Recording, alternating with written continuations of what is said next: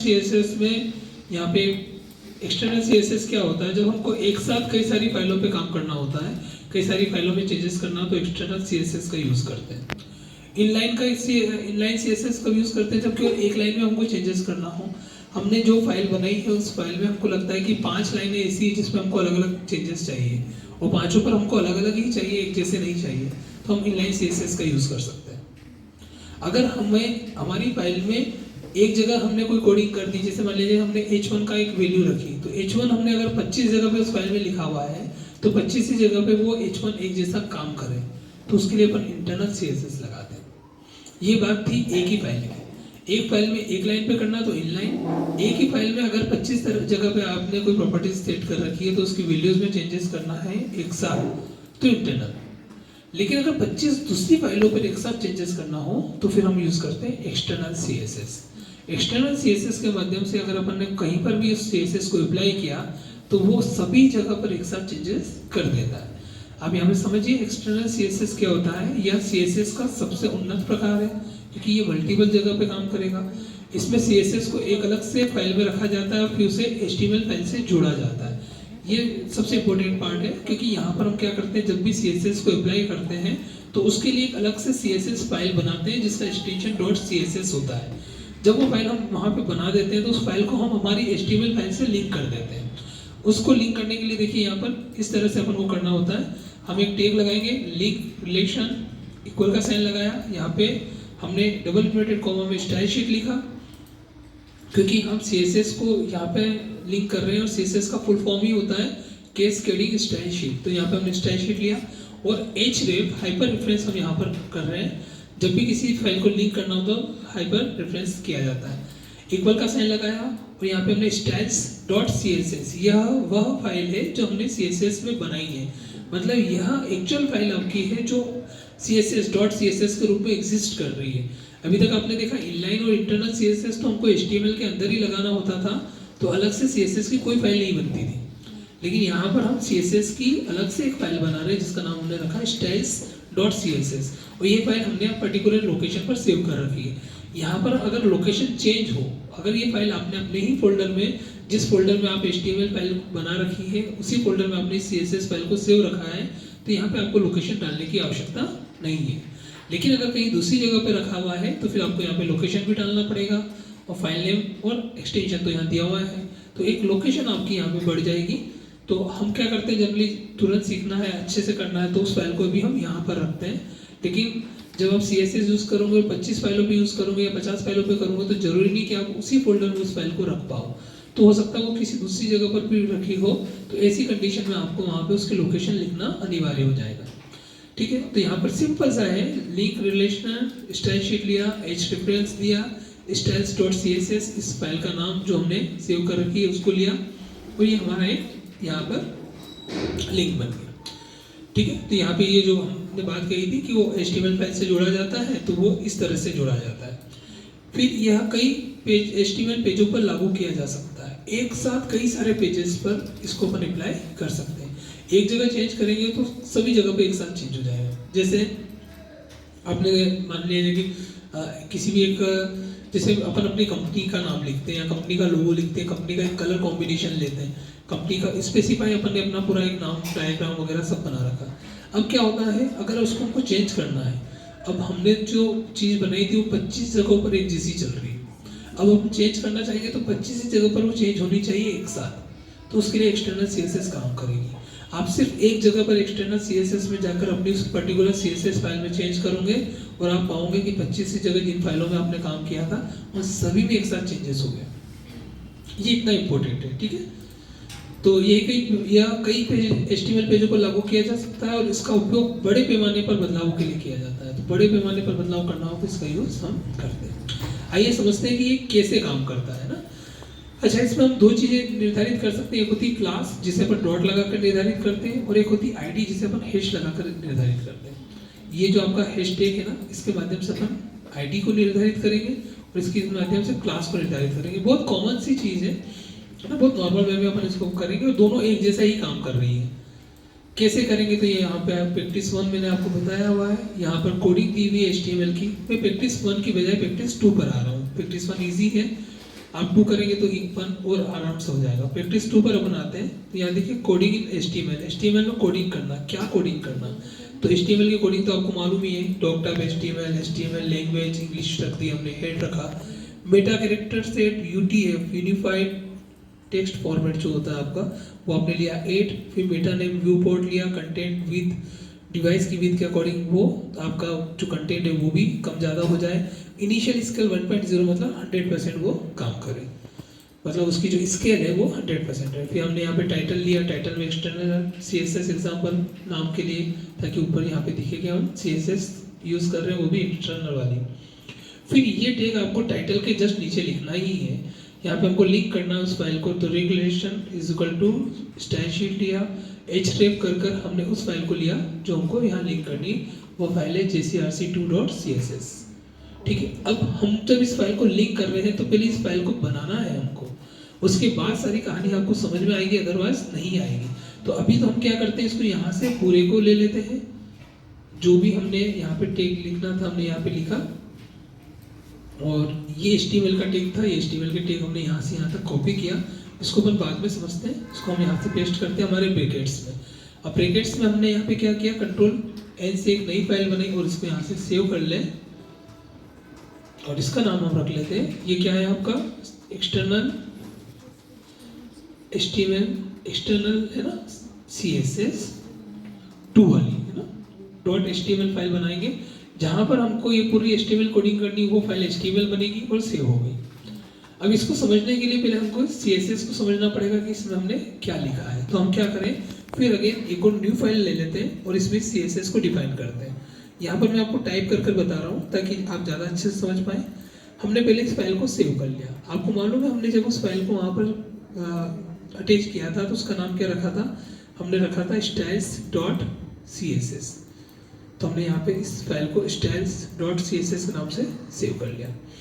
तो अब अपनी लोकेशन पर वो styles.css के नाम से है। देखिए अब यहाँ पर क्या लिखा हुआ है, यहाँ पर हमारी फाइल का नाम styles.css है। नहीं, यहाँ पर हमने jcrc2 किया हुआ, तो आपको भी वहाँ पे नाम चेंज करना चाहिए, लेकिन हम यहाँ पे स्टाइल्स कर लेते हैं क्योंकि जनरली वो हमने उसको सब स्टाइल्स के नाम से ही बनाया था। तो हम यहाँ पे styles.css कर देते हैं। अब ये फाइल हमारी वहाँ पर लिंक हो जाएगी, हमको ज़्यादा चेंजेस करने की आवश्यकता नहीं है। तो हमने यहाँ पर इसको लिया, इसके बाद फिर हमारे फोल्डर पर हम आए, यहाँ पर हमने कौन सी फाइल बनाई अभी, एक्सटर्नल CSS2, इसको अपन ने ओपन किया। तो ये देखिए यहाँ पर ये लिखा हुआ है, अभी लिखा हुआ तो सब आ रहा है लेकिन इसमें चेंजेस कुछ भी नहीं हो रहे, नॉर्मल सा लिखा हुआ दिख रहा पूरा। ठीक है, इसमें हमको यहाँ पर सब कोडिंग करेंगे तब जाके वो काम करेगा। अब वो कोडिंग क्या है, तो उस कोडिंग को हम एक बार समझ लेते हैं और यहाँ पर अप्लाई करते हैं। हम चाहे तो कॉपी पेस्ट भी कर सकते हैं, लेकिन अभी मैं पहले आपको एक बार लिखवा के बता देता हूँ कि अगर CSS की कोडिंग करनी है तो कैसे करनी है। यहाँ पे आपको डॉक टाइप HTML वगैरह नहीं लिखना है, HTML ओपन करना है, HTML क्लोज करना, कुछ भी नहीं करना है ना। यहाँ पे सिंपल क्या करना है आपको, यहाँ पर आपने स्लैश लगाया और एक स्टार लगा दें और यहाँ पर लिख दें jcrc.css।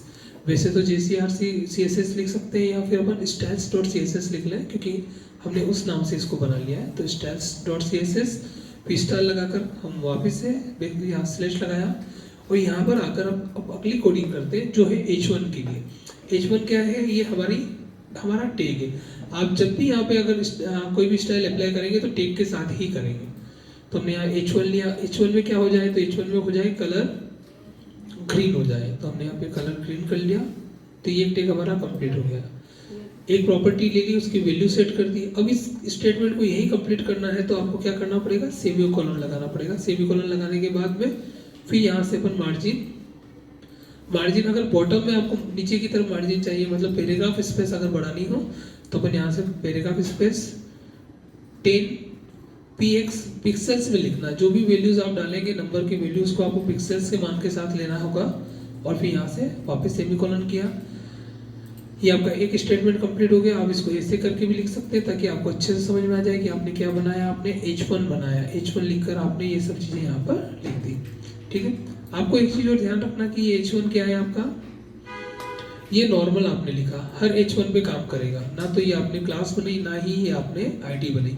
क्लास बनाने के लिए आपको डॉट लगाना पड़ेगा और ID बनाने के लिए आपको हैश लगाना पड़ेगा। तभी अपने ID और यहाँ देखिए यहाँ पे हमने क्या किया, आईडी और क्लास नहीं बनी, ये नॉर्मल जितना भी H1 लिखा जाएगा। अब इसमें क्या होगा, अगर आपने इसको आईडी नहीं बनी तो आप इस H1 की साइज चेंज नहीं कर पाएंगे। H1 की जो साइज आएगी वह साइज ही आएगी। अगर हम इसको आईडी बना चुके होंगे तो फिर अपन आईडी की तरह इसको अप्लाई करेंगे और ये वहाँ पे वैसे काम करेगा।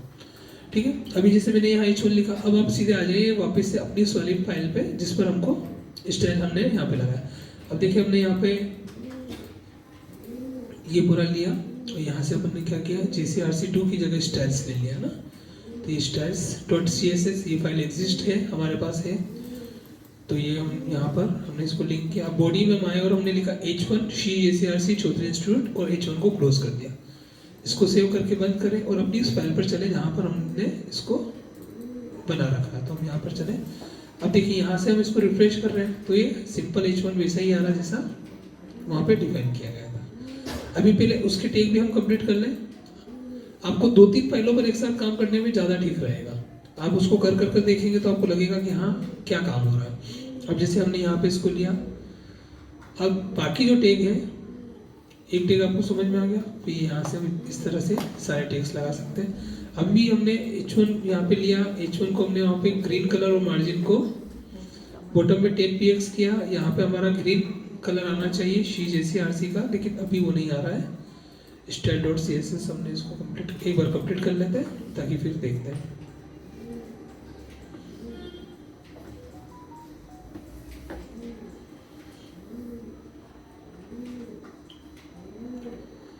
यहाँ P पैराग्राफ के लिए ले लेते हैं, फिर .jcrc कर हमने एक क्लास बना ली, फिर .jcrc h2 एक और क्लास बना ली और .jcrcp एक और 3 हमने यहाँ पे क्लास बना ली। तीनों को हम कॉपी करके यहाँ लिख लेते हैं ताकि थोड़ा सा हमारा समय बच जाएगा। और इसको हमने पेस्ट कर दिया तो यहाँ पर हमारी ये फाइल .css फाइल कंप्लीट हो गई। अब इसको हम देखें, हमने सही फाइल को लिंक किया हुआ ना, styles.css HTML कंप्लीट किया हुआ है। ठीक है, फिर यहाँ पे जो भी हमने लिखा है वो काम कर रहा है नहीं कर रहा, तो एक बार इस फाइल पर आते हैं तो यहाँ से इसको रिफ्रेश करें तो ये देखो ये ग्रीन कलर भी हो गया है ना। सारी चीज़ हमारी काम कर रही है जैसा हम चाह रहे थे। यहाँ पे पैराग्राफ के लिए अपन ने यहाँ पे पैराग्राफ के लिए ये styles.css या पैराग्राफ के लिए अपन ने क्या लिखा हुआ है, तो यहाँ पे फॉन्ट साइज 18 क्या है, लाइन हाइट 1.6 किया हुआ, मार्जिन बॉटम का 30px किया हुआ है, तो वो काम कर रहा है। और H1 के लिए हमने यहाँ पे क्या हुआ, कलर ग्रीन किया हुआ है। तो जो भी अपना H1 में अपन लिखेंगे वो इस तरह से दिखेगा। ठीक है, और फिर जो भी उसकी स्पेस करनी है, उसकी साइज चेंज करनी है, तो वो भी हम यहाँ पे कर सकते हैं। अभी हम यहाँ पर वापस से फिर से अपनी एक्सटर्नल CSS2 पर आते हैं। तो हमने H1 की साइज में क्या लिखा, शी JCRC चलते उसका कलर ग्रीन हो जाए, तो कलर ग्रीन हो गया। फिर P में अपन ने क्या लिखा, हमने लिखा है a computer science portal for Greeks. अब इस P में क्या वैल्यू डालनी है, आप ये काम कर रहे हो HTML पे सारी चीज़ें आपको दिख रही, कुछ लिखना होगा तो यहाँ लिखेंगे, लेकिन जो भी डिजाइनिंग करनी है वो सीधे हम कहाँ करेंगे, एक्सटर्नल CSS में, जैसे स्टाइल्स में। यहाँ हम गए तो यहाँ पे P के लिए क्या दिया हुआ है, यहाँ फॉन्ट साइज 18 दी हुई है, लाइन। ठीक है, हम यहाँ पे और भी कुछ चेंजेस कर सकते हैं। जैसे हम यहाँ पे चाहते हैं कि जो हमारा पैराग्राफ हो उसका जो अलाइनमेंट हो वो सेंटर हो जाए, तो हम यहाँ पे टेक्स्ट अलाइन सेंटर कर सकते हैं। सेमीकोलन लगाया, इसको सेव किया और यहाँ से रिफ्रेश कर दें। देखो हमने कहाँ पे किया, style.css में, यहाँ से रिफ्रेश कर रहे हैं तो सेंटर में आ गया। ठीक है, अब ये जो HTML आपने लिखा है ये कहीं भी लिखा हुआ है, तो ये जानने के लिए आपको यहाँ पे HTML फाइल पे जाना पड़ेगा। ये जो HTML है ये आपने लिखा H2 में, तो H2 की साइज अप्लाई हो गई वहाँ पर। और डिवीजन लिखा आपने, यहाँ पे देखो डिवीजन आपकी क्लास कौन सी आ गई, JCRC आ गई।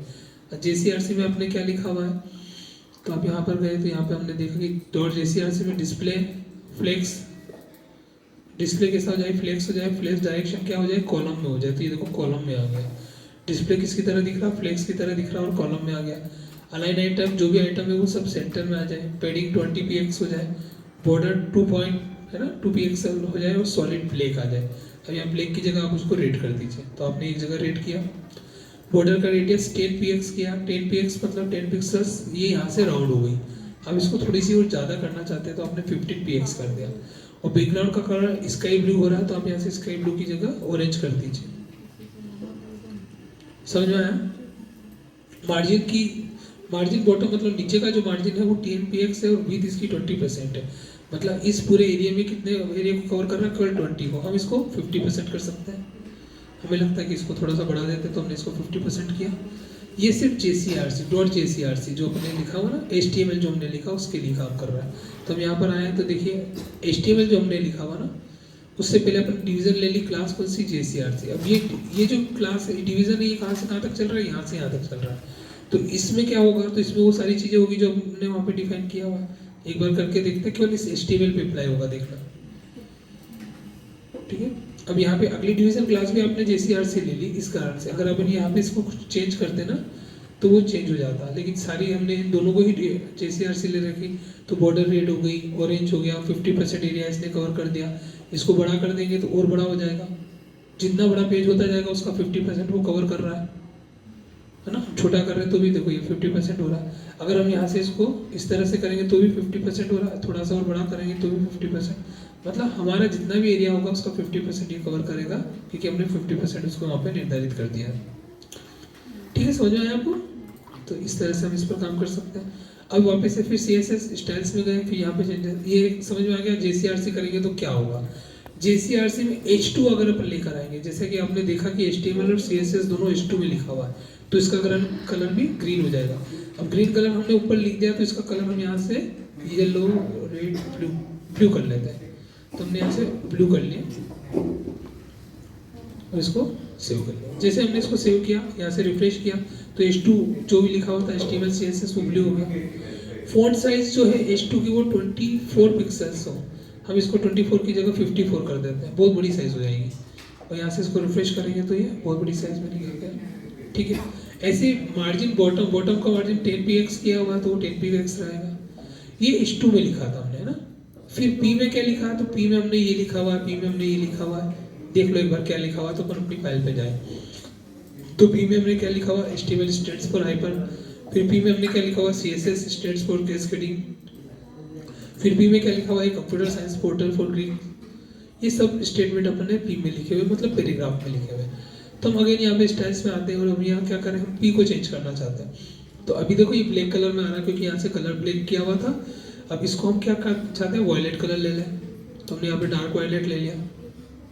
फिर 16px बहुत कम दिख रहा है, तो इसको हम 26 कर लेते हैं। टेक्स्ट लाइन सेंटर है, ये अच्छी चीज़ है, कोई दिक्कत नहीं है ना।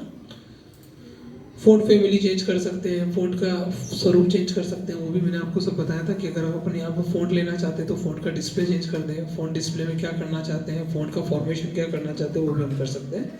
अभी नहीं कर रहे हैं, अभी पहले केवल इतना ही कर लेते जो हमारे पास दिया हुआ। इसको चेंज किया, रिफ्रेश किया, तो सब चीज़ें चेंज हो गई। तो समझ में आ गया काम कहाँ हो रहा है, CSS में हो रहा है। फाइल कहाँ बन रही है, चेंजेस कितना हो रहा है, कहाँ हो रहा है, CSS में। और फाइल कहाँ बन रही है, HTML में। HTML में आपने सारा लिख लिया, जो लिखने का काम है HTML में, जो डिजाइनिंग का काम है वो CSS में। और एक्सटर्नल CSS एक बार आपने जो बना ली, आप उसी को सब जगह अप्लाई करते जाएं, वहाँ सारी चीज़ें चेंजेस होती रहेगी। एक साथ आपने एक CSS बना ली styles.css, अब उसको 5 फाइलों में आपने लिंक कर दिया और एक जगह पे आप चेंज कर रहे हो तो 5 ही फाइलों में चेंजेस होगा, जबकि इंटरनल और इनलाइन CSS में ऐसा नहीं होता है।